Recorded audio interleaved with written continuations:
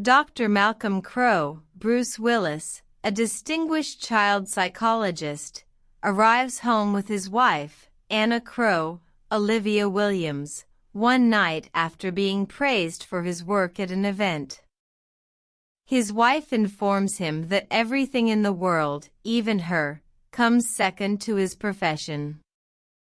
A young man, Donnie Wahlberg, appears, brandishing a gun, and the two realize they are not alone.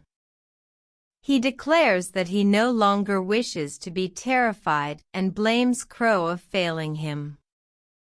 Crowe remembers him as Vincent Gray, a past patient for hallucinations whom he treated as a child. Gray shoots Crowe in the lower abdomen before turning the gun on himself. Crowe begins working with another youngster, 9-year-old Cole Sear, Haley Joel Osment, who has a disease identical to Vincent's the following fall. Crowe gets devoted to this patient, despite his reservations about his abilities to treat him following his failure with Vincent.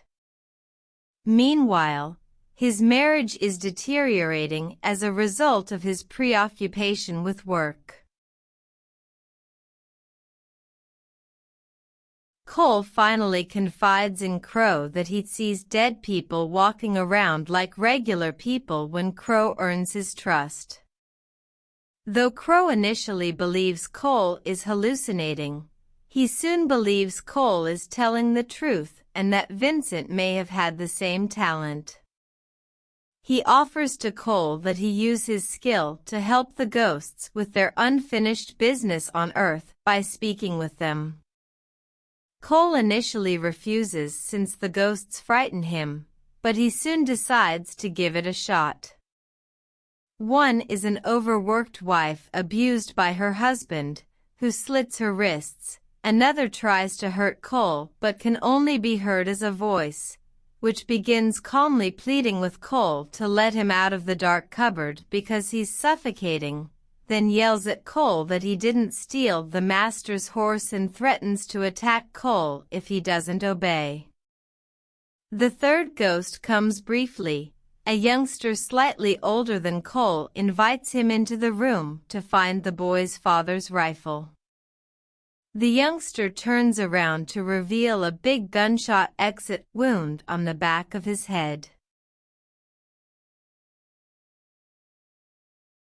Cole finally converses with one of the spirits, a sickly girl who appears in his bedroom. He discovers the location of the girl, Kyra Collins, Misha Barton, and visits her during her funeral reception. Kyra died after a long illness, and funeral guests notice that Kyra's younger sister is also becoming unwell. Cole is visited by Kyra's spirit, who hands him a box, which he opens to reveal a videotape. The videotape shows Kyra's mother putting floor cleaner fluid in Kyra's food while caring for Kyra during her illness when Cole presents it to Kyra's father. The persistent illness could indicate a gradual poisoning in a case of Munchausen syndrome by proxy, too. Cole tells his mother, Lynn, about his secret. Toni Collette. Although his mother first does not believe him, Cole eventually tells Lynn that her own mother once went to see her perform in a dance recital as a child, and that Lynn was unaware of this since her mother remained in the back of the audience where she could not be seen. He also answers a question she posed when alone at her mother's grave. Lynn accepts the facts with tears in her eyes.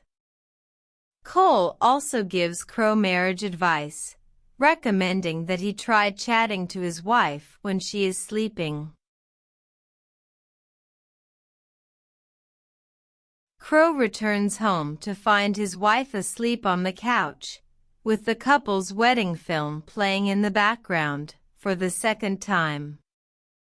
While she sleeps, Anna's hand releases Malcolm's wedding band, which he suddenly realizes he hasn't been wearing, revealing the film's unexpected ending.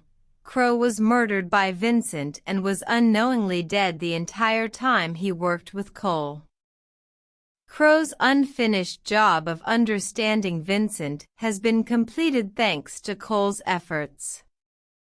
Crowe remembers Cole's advice and speaks to his sleeping wife, fulfilling the second reason he returned by telling her she was never second, and that he loves her. He is free to leave the world of the living after releasing her to move on with her own life. Subscribe for more videos. Thanks for watching this video.